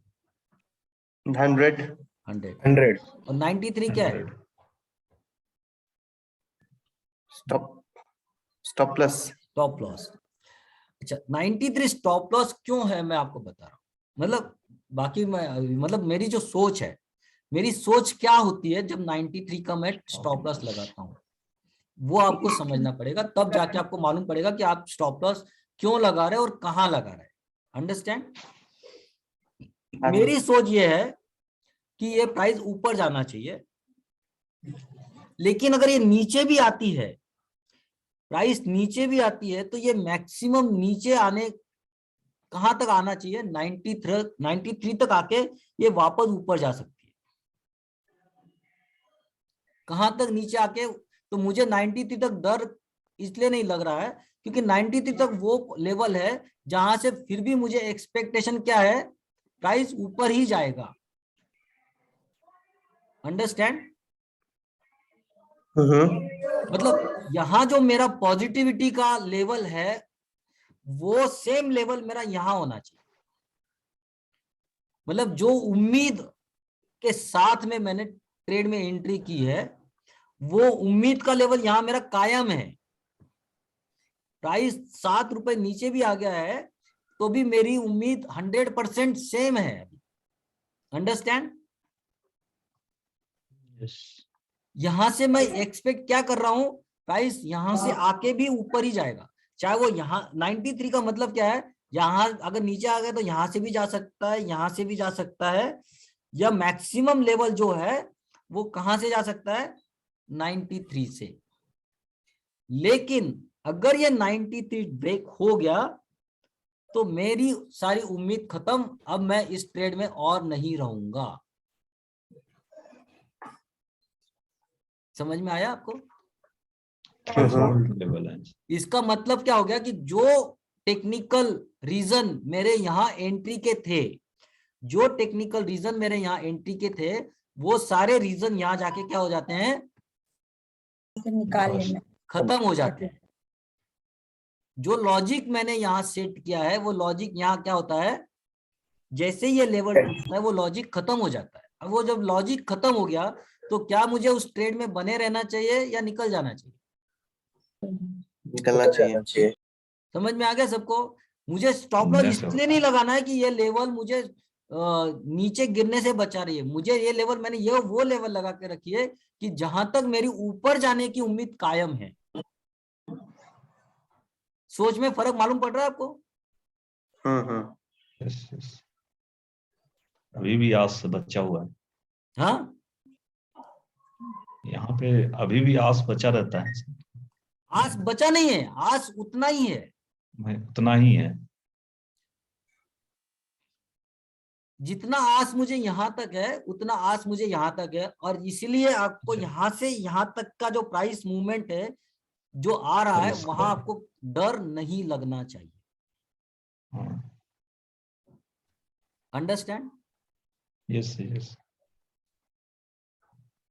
और ये लेवल कैसे निकालते हैं वो हम लोग सीखेंगे कि वो कौन सी वजह है कि हमको ये लेवल 93 पे तय करना है, 90 पे तय करना है या 85 पे तय करना है। उसकी क्या क्या वजह है वो हम लोग सीखेंगे कि क्यों हमको लगता है कि ये लेवल टूटने से अब वो रीजन खत्म हो गए जो हमको वहां दिख रहे थे। गए? अंडरस्टैंड? जी सर। अभी आपको चीज अच्छी लग रही, समझ में आ रही है? हाँ सर। जी sir. Yes sir. Shekhar ji आपको समझ में आ रहा है? आपका हमेशा स्टॉप लॉस हिट होता है? बहुत बहुत बढ़िया सब, एवरीथिंग क्लियर, थैंक यू।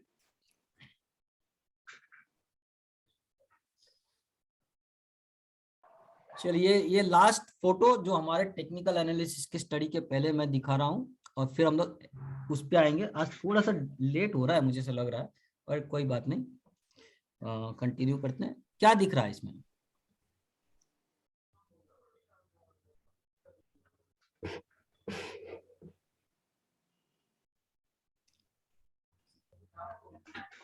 एक एक से पूछूं? सर ये गर्ल का पोर्ट्रेट है। यंग गर्ल है? हाँ सर, यंग गर्ल है। ओके। अच्छा शेखर जी आप बताइए इसमें आपको क्या दिख रहा है? मैं ओल्ड हूँ तो probably I am finding an old lady. Old lady, correct. Okay. Vinod ji? But I know this Yes, is sir. double. ये ओल्ड लेडी टाइप की दिख ओके, रही है old sir. Lady. Asif? Old नहीं, यंग है, यंग लेडी वुमेन है। Women लग रही है। Young woman? Yes yes, yeah young. Sir mostly. Mostly नहीं, या तो या यस और नो, दो ही चीज हो सकती है, मोस्टली जैसा कुछ नहीं होता है। हाँ सर। आपको यंग लेडी दिख रही है, वो किसी को ओल्ड लेडी दिख रही है, इसलिए मैंने पूछा आपको ओल्ड वाली दिख रही है या यंग वाली दिख रही है? यंग यंग दिख रही है सर। ओके। यंग है। Rashmita? Sir, I see a rich lady, sir. Sorry? I see someone who is rich. Rich? ठीक है, वो ओल्ड है या यंग है? I think she's young. Okay. तो ये आई थिंक वाला जो रहता है ना, हम लोग को इस आई थिंक से निकलना चाहिए बाहर। When we put our thought na, there should not be I think. Either it should be or it should not be. हमको ये बोलना चाहिए, हमारे बात करने में इतनी स्पष्टता होनी चाहिए, इतना क्लियरेंस होना चाहिए। आप ये बोलो कि मुझे यंग लेडी दिख रही है या मुझे ओल्ड लेडी दिख रही है। मुझे लगता है मतलब यू आर नॉट श्योर। तो ये श्योरिटी अगर हम लोग नहीं है, तो ये जो नेचर है अनश्योरिटी का, this is the most difficult thing for trader. क्योंकि आप डिसीजन मेकिंग जब करते हो तो आपका डिसीजन क्लियर होना चाहिए। Understand? You should you should be clear when you are making your decision. If you are not able to make decision, this is a basically field where decision making is the key. So now you tell me your decision, whether it is a young lady or old lady. Say Young lady. Okay, young lady. young lady. Bubbly? A young lady, sir. Okay. Raj? I can see both young and old. Okay. कौन बचा अभी? Anup. हाँ, So for me also it is young and old both. अच्छा, अभी मैं उन लोगों से पूछूंगा कि जिनको सिर्फ यंग लेडी दिख रही है, और हम लोग ने अभी ये देख लिया कि किसी को यंग दिख रही है, किसी को ओल्ड दिख रही है, करेक्ट है? और किसी को दोनों भी दिख रहे हैं। अब मैं उन लोगों से जिनको सिर्फ एक चेहरा दिख रहा है, यंग का या ओल्ड का, मैं उनको, जिसको यंग लेडी दिख रही है, उसको मैं चाहूंगा कि मैं उसको बताऊं कि उसमें ओल्ड लेडी है। तो ओल्ड लेडी को कैसे देखना है कि जिसको आप उसका फेस समझ रहे हैं वो नोज है, और जिसको आप नेकलेस समझ रहे हैं वो उसका मुंह है, और उसके नीचे चीन। Yes, sir. Okay, so can you see the other part of old lady? Yes, sir. हाँ, sir. Okay, Yes, sir. है ना? Yes sir. दिख रहा है? अभी जिसको ओल्ड लेडी दिख रही है उसको मैं यंग लेडी दिखाना चाहूंगा। अब ये जो यंग लेडी है वो ये है कि जिसको आप एक्चुअली आंख समझ रहे हैं वो उसका कान है। Yes. और वो young is looking away, दूसरी side. yes, young lady is looking away from the face, means her face is back side, and एक छोटी सी आंख की पलक उसकी दिख रही है, छोटी सी नोज उसकी दिख रही है, मामूली सी। और उसका जो हमको यहाँ ओल्ड लेडी की जो नाक है बेसिकली वो उसका फेस है। दिख रही है अभी आपको? जी हाँ, सर। sir. बिल्कुल, दोनों। तो मैंने ये क्यों दिखाया? मेरा दिखाने का मतलब क्या है? क्या मैं क्यों दिखाना चाहता हूँ कि दो पहलू है। दो चीजों को मैं यहाँ मतलब आप लोग को बताना चाहूंगा कि एक तो ये कि हमेशा मैं सही हूं ये जरूरी नहीं है, सामने वाला भी सही हो सकता है और मैं भी सही हो सकता हूं, ये कंडीशन हो सकती है। करेक्ट है? कितने बार हम लोग इस वजह से ही बहस करते हैं कि बिना इसको समझे कि सामने वाला का भी कोई अपना वजह हो सकती है, लॉजिक हो सकता है, कुछ हो सकता है जिससे वो भी सही हो, और मैंने उसका पक्ष नहीं जाना, उसका ये नहीं जाना, और उसके बजाय उसके समझने के मैं उसको गलत साबित करने के लिए तैयार रहता हूँ। इतना कितने बार होता है सर? आपके लाइफ में ऐसा कितने बार हो चुका है कि हम लोग ने बिना ये समझे कि सामने वाला भी सही हो सकता है, उसको गलत ठहरा दिया। हुआ है कभी? Yes. Lot of time, Yeah. बहुत बार होता है ना, हम लोग ऐसा ऐसा होता है करते सर। हैं, अनजाने में ही करते हैं। मैं ये नहीं बोल रहा हूँ कि जानबूझ के, अनजाने में हो जाता है। पर ये हमारी इस वजह से होता है क्योंकि हमारे अंदर हम ये सोचते ही नहीं है कि सामने वाला भी सही हो सकता है। हम इस बात से कंफर्म है कि मैं राइट हूँ। जिसको ओल्ड लेडी दिख रही है वो वेरी मच कंफर्म कि ओल्ड लेडी Always है right. उसमें, वो गलत नहीं है। लेकिन जिसको यंग लेडी दिख रही है वो भी गलत नहीं है, करेक्ट है। अगर हम लोग एक 9 नंबर लिख ले और कुछ लोगों को इस साइड में खड़ा करें और कुछ लोगों को 9 के उस साइड में खड़ा करें, तो किसी को वो 6 दिखेगा और किसी को वो 9 दिखेगा। नंबर वही है, कहां से देख रहे हैं इस पे डिपेंड करता है कि आपको क्या दिख रहा है। Am I right? Yes. Agree everyone? Yes, sir. Yes, sir. ये इसलिए जरूरी है दोनों तरीके से, एक एज अ ह्यूमन बीइंग मैं आपको बोलूंगा और एज अ ट्रेडर मैं आपको बोलूंगा। ये जो आप हमारा नेचर होता है कि हम लोग हमेशा अपने आप को सही साबित करने की कोशिश करते हैं, और उसमें हम लोग क्या होता है, दूसरों को गलत साबित करते हैं। हम लोग सही हैं या नहीं है वो अलग बात हो जाती है, हम लोग क्या करते हैं, दूसरों को गलत साबित करने में हमारा ज्यादा इंटरेस्ट होता है, और इट क्रिएट्स बेसिकली हम लोग के रिलेशनशिप में इसके वजह से काफी प्रॉब्लम हो जाता है। M I right? एग्री और Right. Yeah, agreed, sir. जी सर। ओके। तो इस नेचर से हमको बचना चाहिए और इस पूरी प्रवृत्ति से हमको बचना चाहिए। पर्पसली हमको यहाँ से कोशिश करना है कि हम लोग किसी को स्ट्रेट अवे खारिज ना कर दें कि भाई तुम गलत हो। अगर आप उसके पक्ष को नहीं समझ पा रहे हैं तो उसके ऊपर अपना पक्ष मत थोपो। हो सकता है या तो आप उसका पक्ष जानने की कोशिश करो, या फिर आपको अगर नहीं समझ में आ रहा है तो आप अपने पक्ष के साथ में रहो साथ में, लेकिन उसको खारिज मत करो अननेसेसरी। ओके, हाँ, अगर कोई गलत है, आप उसकी गलती सुधारने के कोशिश इसमें हो, वो बात अलग है, लेकिन बिना समझे उसको, मतलब उसको एग्जैक्टली ये खारिज मत करो, ठीक है। अब ये क्यों इंपॉर्टेंट है एज अ ट्रेडर की बात मैं करूंगा, तो ये जो ट्रेडर के लिए होता है ये क्यों इंपॉर्टेंट है, क्योंकि सबसे ज्यादा मैंने आपको शुरू में बताया कि ट्रेडर के लिए सबसे बड़ा दुश्मन जो है वो उसका ईगो है। क्या है? घमंड। ईगो। तो ईगो क्या होता है, ईगो कैसे काम करता है मैं आपको बताता हूँ। कि मैंने जैसे बताया कि 95% लोग पैसे गंवाते हैं, उसमें से एक वजह तो ये होती है कि उनको पता ही नहीं है वो क्या कर रहे हैं। ओके, और उनको नहीं पता होने की वजह से उनको हमेशा ये लगता है कि वो सही है और मार्केट गलत है। कौन सही है?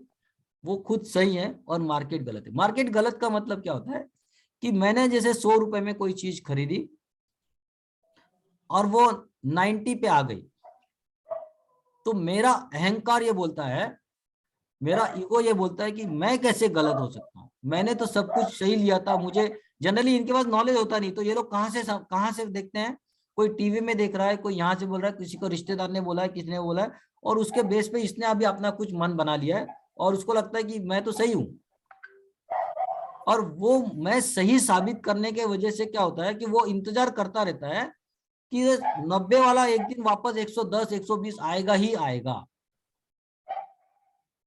क्योंकि वो एक्सेप्ट करने के लिए रेडी नहीं है कि मैं गलत साबित हो गया। समझ में आया?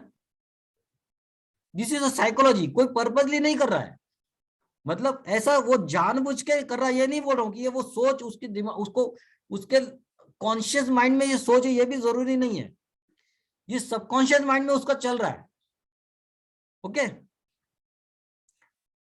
कि मेरा ईगो मुझे रोक रहा है ये करने से, ये कहाँ चल रहा है? उसके सबकॉन्शियस माइंड में। लेकिन वो सबकॉन्शियस माइंड उसको ड्राइव कर रहा है, अरे नहीं लगा रहे, अभी तो आ जाएगा, रुक थोड़ा देर और रुक, आ जाएगा।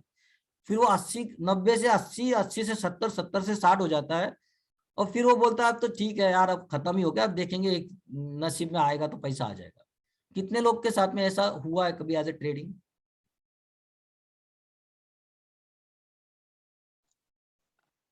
होता है, बहुत ज्यादा होता है। बराबर है। तो ये बिल्कुल। ईगो है, आपको मैं बताता हूँ, ये ईगो है कि जो हमको हमारे लॉस को एक्सेप्ट करने से हमको रोकता है।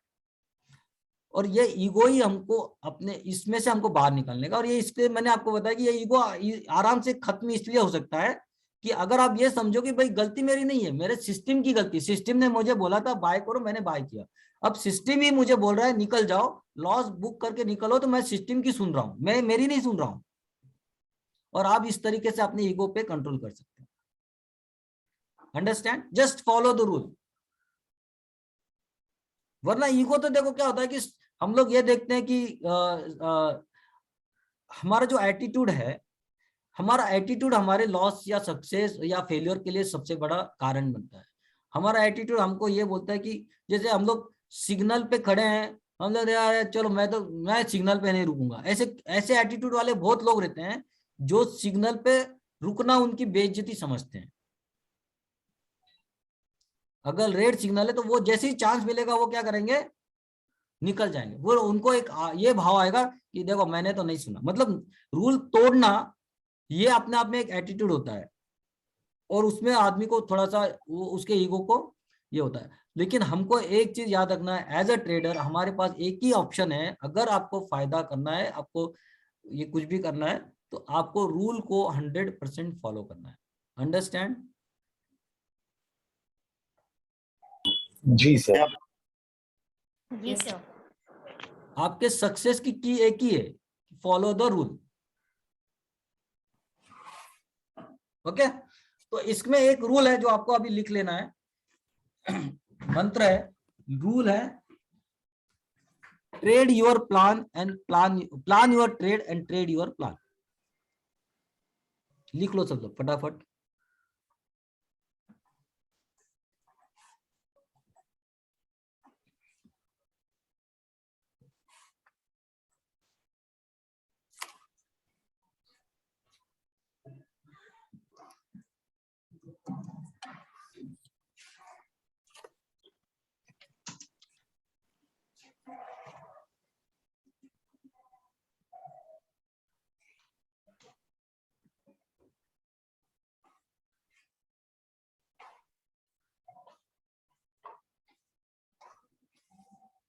Done sir. Okay, what does it mean trade your plan your trade and trade your plan? किसका मतलब क्या हुआ? विनोद जी आप बताएंगे।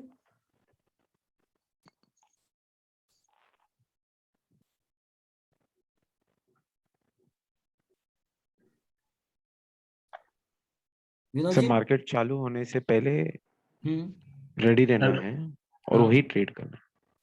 मतलब हमने जो प्लान किया है, प्लान में जो जो चीज इंक्लूड होगी, कहाँ एंट्री करना है, कहाँ एग्जिट करना है, कहाँ स्टॉप लॉस लगाना है, उसको पहले से प्लान करके रखना है, और उसी प्लान के हिसाब से ही हमको काम करना है, एग्जीक्यूट कर। हाँ उसको एग्जीक्यूट करना है 100%। यस।